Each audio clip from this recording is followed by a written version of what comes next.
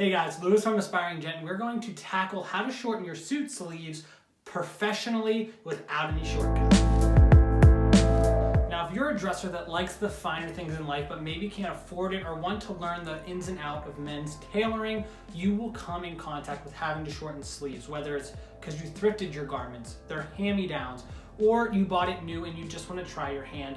Normally, guys' sleeves are one of the #1 things, apart from pant hems, that need done and altered on every garment. Now, with that being said, it is such a common job, but not all sleeves are made the same. So there are different things that you need to keep in mind when doing your sleeves and before you start your job. So let's run through some of those before we get into the step-by-step tutorial. Point number 1, if you are watching this video, I am mainly going to be talking about how to do this from scratch, from a ready-made suit, hasn't been touched before. This is how the factory made it. It'll kind of run through the most common ways that factories put together sleeves.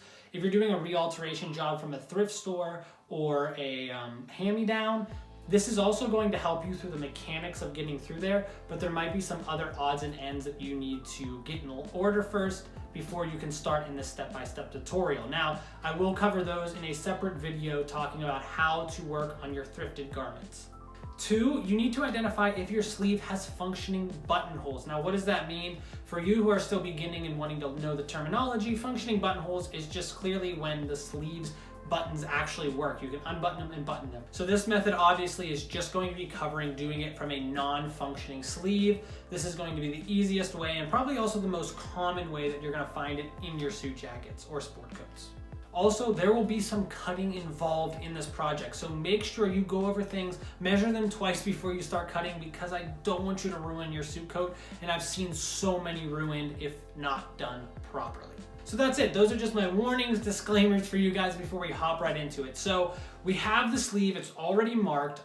We're gonna show you a quick little tutorial on how to mark sleeves, but let's just get right into knowing where the mark is and just diving into tearing them apart.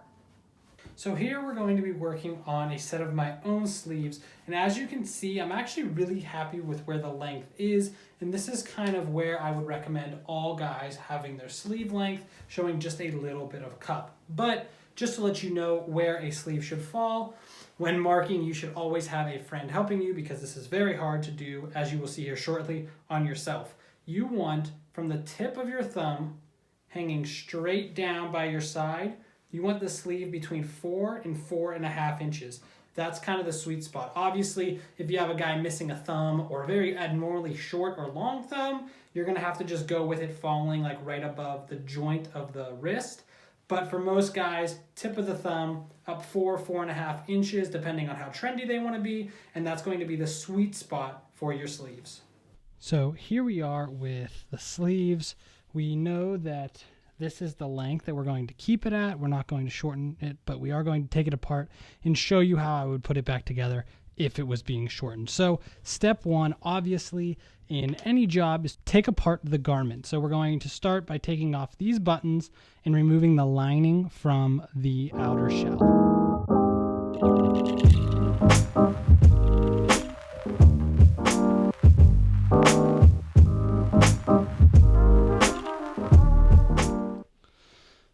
So here we have the lining completely independent from the outer shell and the buttons and placket opened right up. So as you will see, we have this little miter seam on the side of the outer placket where the buttons were. This stitching needs to come out here. Usually there's a tack underneath here, not on this one because it's an older coat. And then this seam right here on the inward placket needs to come up as well. And if you have a coat with false buttonholes on, you can remove those, as well as this one has some pick stitching along the edge. If you were hoping to keep that, unfortunately, we will not be able to with shortening the sleeves. Now, when it's all taken apart, you should have this part, which is the outer placket. And as you can see, it kind of makes a little bit of an L shape from the original seam. There should be extra material on this side. If not, chances are that your sleeves have already been shortened by a previous tailor, or the jacket was just screwed up to begin with, because all sleeves should have this in it. And then also on the other side, this is what makes the placket. So you should have your iron now at this point hot and ready to go. We are going to mark where we want our sleeves. Obviously for me, it's going to be right at the same mark. So I'm going to put a pin here.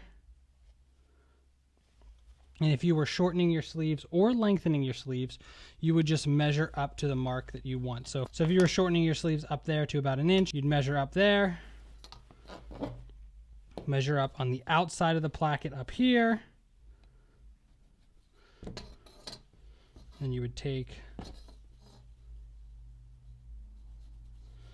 your 2 marks, draw yourself a line, throw in 2 pins, and that would be your new line. Same as if you were lengthening it and going about like 1 inch down that way, which would be cutting it kind of close, but you would do the same thing either way. You just want to throw 2 pins in on the front of the sleeve, the outer placket, and then you are ready to press all of this flat. Obviously an ironing board would be preferred, but you use what you can. So what I'm using is just a normal bath towel. And now we're going to press all of this open.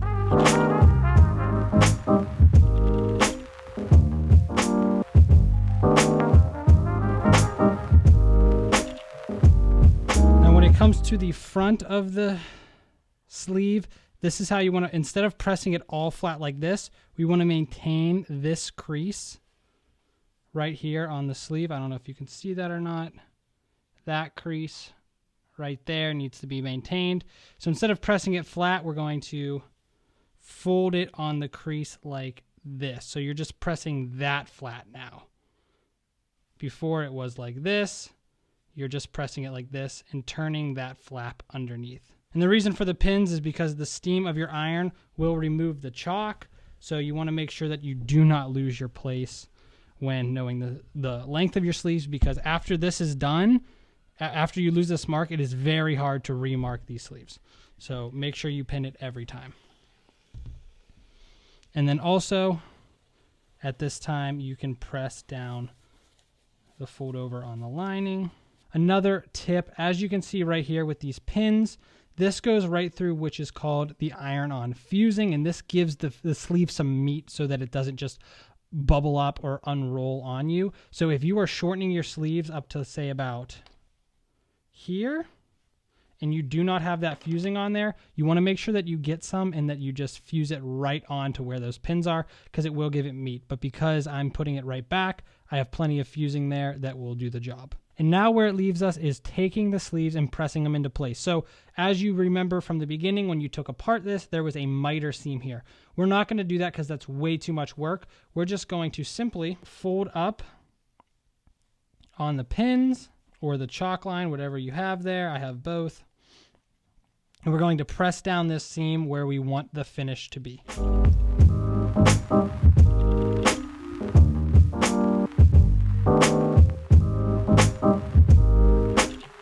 And then match the back seam up by laying it down like this. This is the side you just put the crease in. Lay that out flat, and then just roll this seam out to wherever it matches. So you want both seams laying straight to lay down right along the same lines, and then press this guy down. And then to make sure you have the seams pressed right, you take the 2 ends of the placket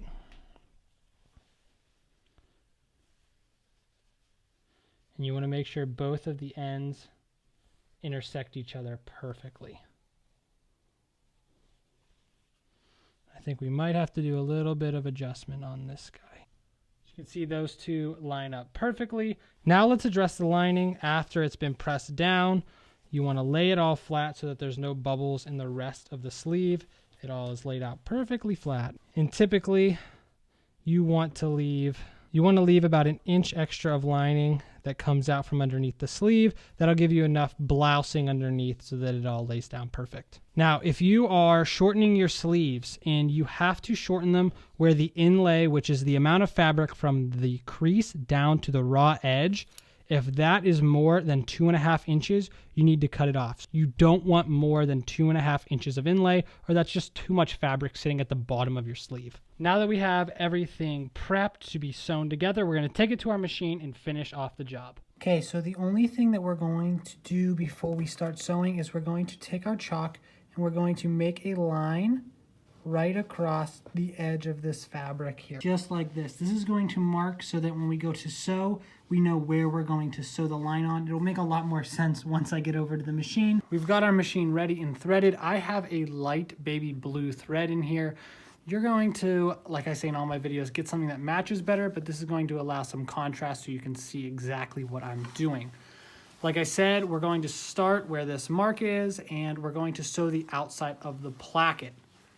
So as you will notice, this is the outside crease, and this is the line we're going to sew on. With this completely opened up, as seen, we're going to make a fold on the crease like this. So like this. You'll see that crease right in there. You want to make sure you fold on it. Sometimes it's helpful to put a pin in, just like that. We're going to stitch this crease here that you see bending onto this line. So you're going to bend that on that pin, and it's going to lay directly down on the chalk mark we just made. Then we're going to stitch right along this crease mark to hold everything into place. So that is exactly what we did. We stitched right in that crease mark, bent on the pin right on our chalk line. So when we turn it inside out, you should have this little corner piece like that right along that mark that we just made. Now we're going to do something similar on the other side, but a lot easier, trust me. And we're going to, again, put a pin right on this crease, fold it down on the crease just like that. And we're going to stitch about 1/4 of an inch in from the raw edge, but we're just going to go straight down, no needing to line any marks and creases up. So there's that seam, just straight down. Turn it right side out. It should come to a point right up at that crease. And then go straight down like that. Lastly, before we join the two pieces together, we're going to just tack down this middle piece so we don't get any bubbling. You're going to lay out the seam like this, and you're going to fold it, you're going to pinch it actually on this finished crease. Again, it's so important that we keep this finished crease. We're going to pinch it, we're going to reach in here, pinch the two seams, so you see this extra material on the seams. We're going to pinch that on one side, let go with this hand, and pull it out. So what you'll have is the finished crease and then the raw edges of the one side of the seam, and we're just going to stitch at a diagonal like that. As you can see from the seam, stitching at a diagonal, and then when you pull it open, just like that, you will notice on the inside, you will have the pieces tacked down so that this doesn't come loose. This crease here won't roll or bubble or anything because you tacked it down. Now this last part is where we tend to lose people on shortening the sleeves. It is probably the most difficult. So if you can get past here, you have accomplished probably one of the most difficult jobs in clothing alterations, and that is making the placket. How we're going to do that, let me move my machine back. How we're going to accomplish this is like we did when we tested to make sure if it was good. We're going to put our hand into the sleeve, and we're going to lay the two pieces of the placket together until they lay smoothly. You want there to be no puckers or jet outs from the entire seam all the way down. You want it to look like it is just a normal seam. So here's the inside seam, how that just looks like it's just seamlessly put together. You want this to look exactly the same. Any kind of puckering right in here is going to be very noticeable. So make sure that you lay it out smooth, and it will take a little bit to just get the hang of this. So once you get it where you want it, you're going to immediately want to throw some pins in. First pin being right here at the end, going through all of the layers of the material front and back, and that'll hold it into place. Next, this step might be a little bit tricky for most people to follow along, but I will do my absolute best to explain it to you. You are going to stick your fingers up about 1.5 inches up from the bottom. You're going to pinch both of your fingers together. All of the layers of fabric should be pinched between your 2 fingers. You are then going to, actually it might be better if you do it with your thumb on the inside and your index finger on the outside. With all of them pinched, you're going to turn it inside out like this. Hold tight because you don't want those 2 fabrics to shift, or you're gonna have to reset the entire placket. Okay, so right here you have all the layers. You have the inner placket piece and then the outer placket piece. Whew, I'm having a hard time with my P's today. Take a pin just like this, and you are going to pin together every layer of fabric except this last single outside layer. You should not, whoa, that is really bright. You should not be able to see the pin coming on the outside of the garment. So with your fingers holding these tight, you want to take your other hand and you want to reach in and grab all the layers of fabric in that same exact spot, except for the outside layer. Then between these 2 fingers, you are going to throw a pin through everything you have pinched in your hand. So this is what it should look like. Pinned through all of these inside layers. That's the back of the pin, front of the pin, but you got no pin on the outside. Now turn your sleeve inside out and we're ready to sew it together. So here we have the machine dug in the original seam where there's still stitching so that we can lock in our stitching.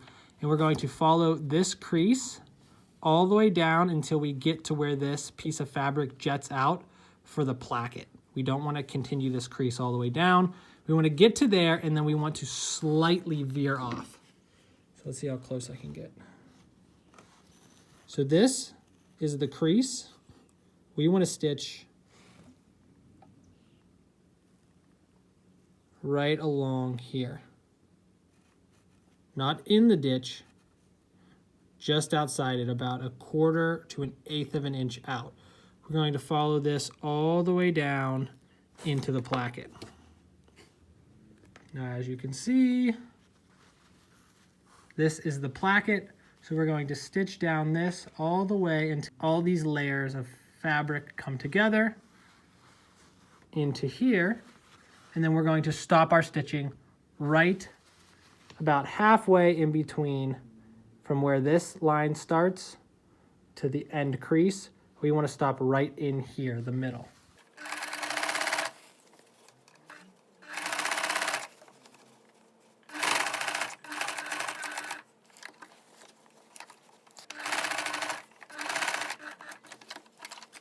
This is the seam we just created.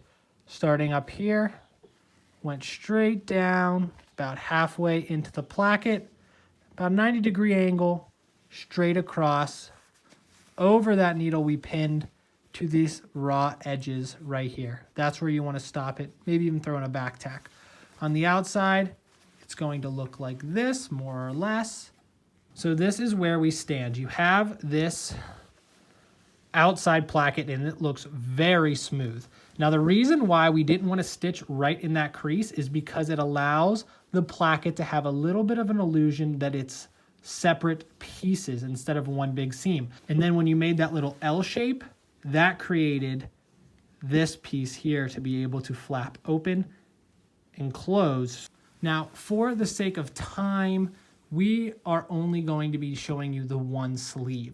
But when you are doing the other sleeve, this L shape kind of stitch that you need to do is going to be reversed. What do I mean by that?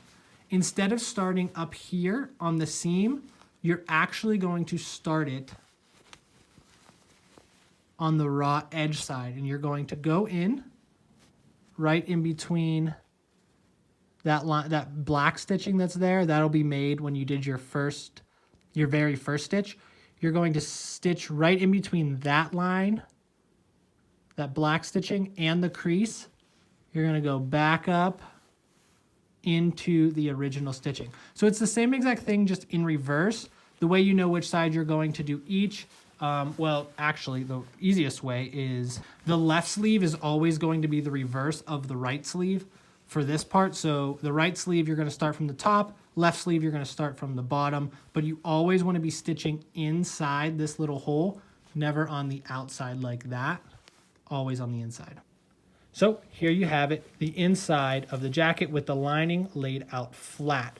You want to find where the inside, the arm, like the armpit seam, the seam that goes right into your armpit, you want to find that one. Usually it is the side of the lining that has the top stitching already on it. As you'll see on this side, it kind of is hidden by just being like that. Where on the inside part, it already is top stitched. If you have a nicer jacket, usually this won't be top stitched and they'll both be like that hidden just seam look. And then you just, all you have to do is you just have to follow the seam up to whichever one goes into the armpit right here. You're gonna follow that down and we're going to take apart this stitching right here. Run your hand up, make sure nothing is, you don't want the sleeve on the inside to be twisted and you don't want the lining to be twisted. So run your hand in and kind of just pull it out like this so that you know everything is lined up. This inside seam should line up perfectly with the shell's outside seam, inside seam.